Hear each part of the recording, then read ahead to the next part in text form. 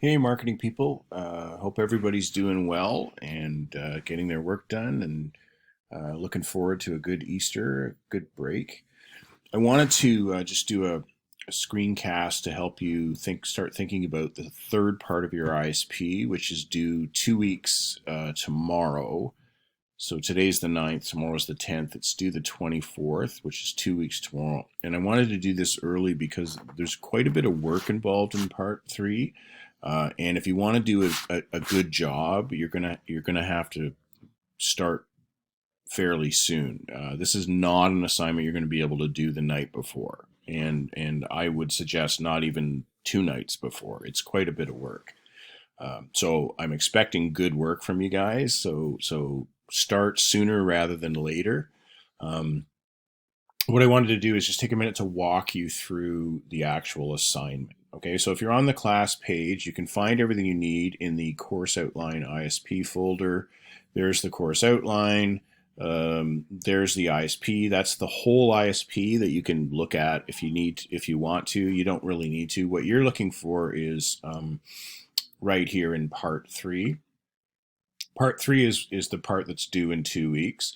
So this here is the worksheet that you're going to fill out.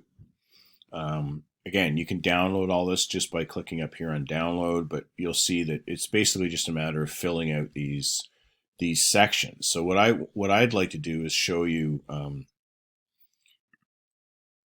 how to do that. And what I've done is I've done this worksheet with my product. So just to go back and remind you, my product was an effects pedal for a guitar player, for a bass player, and it looks like this. I called it the Wine Press B, but there's my product, just so you remember. And I talked about some of my competitors, and I described it. And this is all part one of the ISP, okay? But we're on part three, okay? So part three, you can look at this. This is my exemplar. And here I am again. So I've shown the box that I would send it in, what the box would look like. I put, a picture of my product on it, the name on it. I need a logo. So this is my logo. The company is Viking Audio, and this is the product. So I have a little tagline, Warriors of Tone. That's just what I decided to make my tagline, because this is a pedal that creates tone. Second section is about positioning. Okay, so you have to talk about positioning. Now, in order to do this, you're going to have to do a little reading. Okay, and this is what you need to read.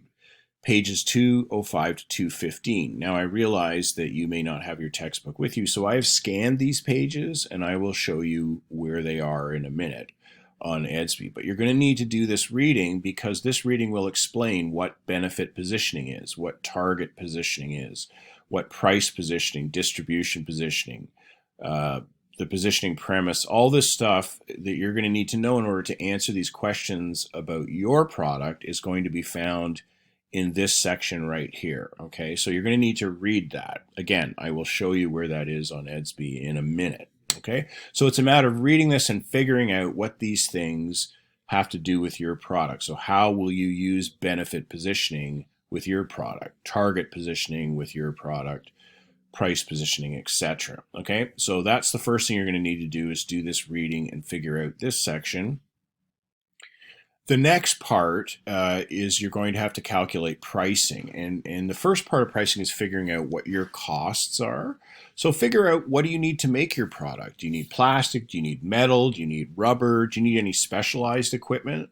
Like, for example, I need computer circuitry for my pedal that's my product. So I did a little research into how much that would cost, and so I came up with the idea that I could probably produce each pedal for about $50. My cost of that $50, about $10 would be aluminum, nuts and bolts, screws, pieces of rubber for the knobs and things, and then I need another $15 per unit to get the circuit board that would create the effect that is, right, because it's all digital, it's computerized effects.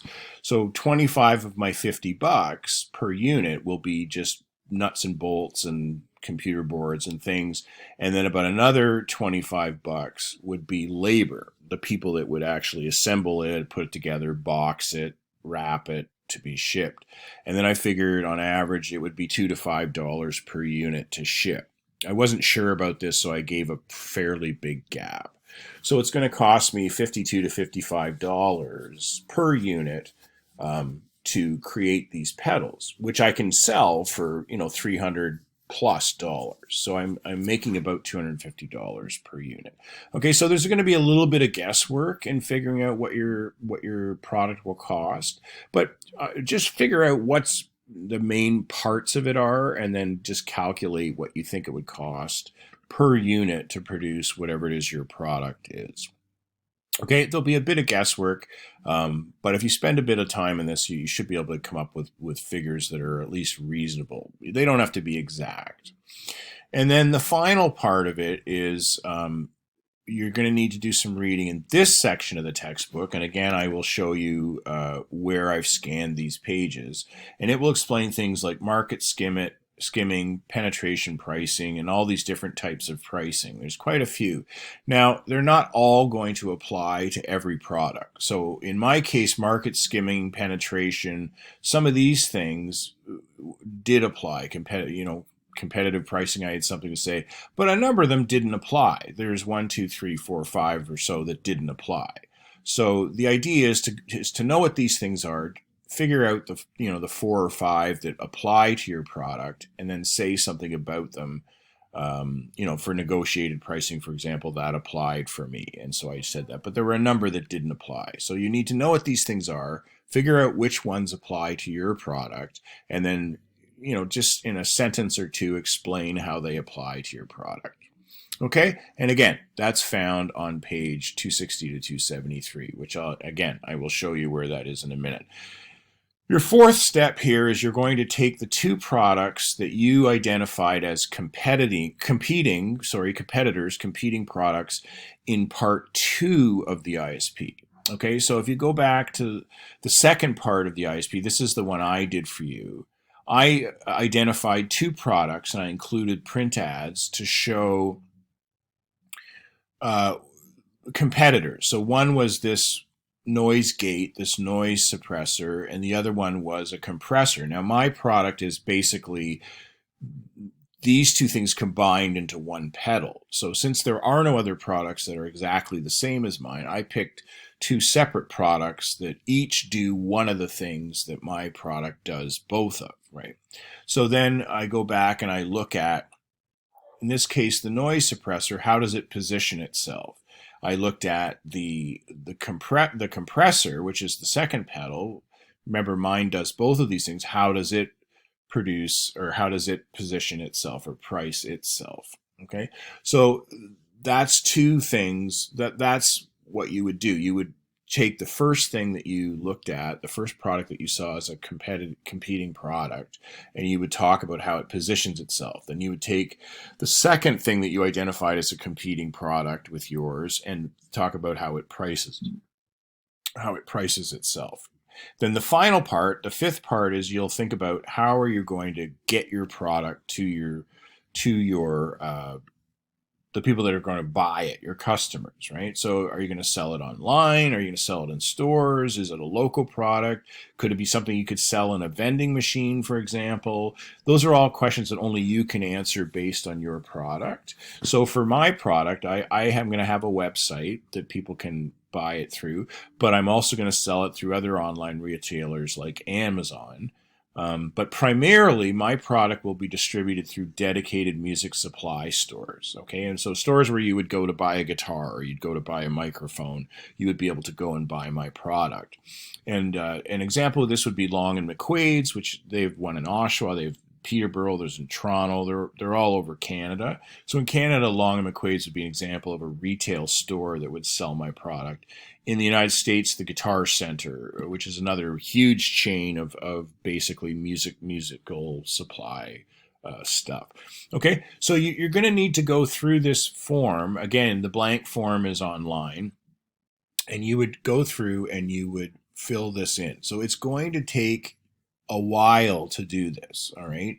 I would say it's going to take you 3 to 5 hours to do this properly. Okay, so if you try and do it the night before, you're going to run into time problems. Okay, so I would suggest take a section and try and do a little bit every day between now and the 24th. That's 14 days you have. And I strongly suggest that you do this in little bits and pieces and do not try and do this the night before.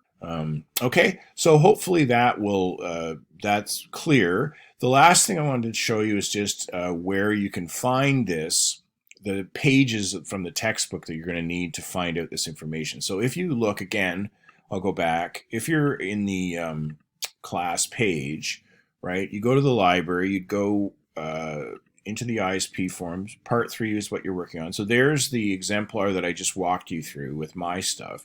But there's 2 other folders in here, and they're called textbook scans. One is about positioning, which will help you answer the questions for the one section that requires positioning, or information about positioning. And then the other one is textbook scans about pricing. So if you click on these, you'll just see that they are the textbook pages scanned as images. So you can read and find the information you need for each part by just simply looking at the textbook pages. So there was the positioning, here are the pricing pages. And as you can see, most of the pages are pictures and things. So it looks like a lot of reading, but really it's not as much as it appears. But all the information you need to fill out the form for the part 3 of the ISP is all contained right here. So good. I hope that helps. Again, start early. Do not leave this to the last minute, okay? And if you have any questions or if you run into any problems, please send me a message on Ed's. Okay, hope that helps, and I wish you luck. May you have a blessed Easter, and I will continue to pray for all of you. All the best.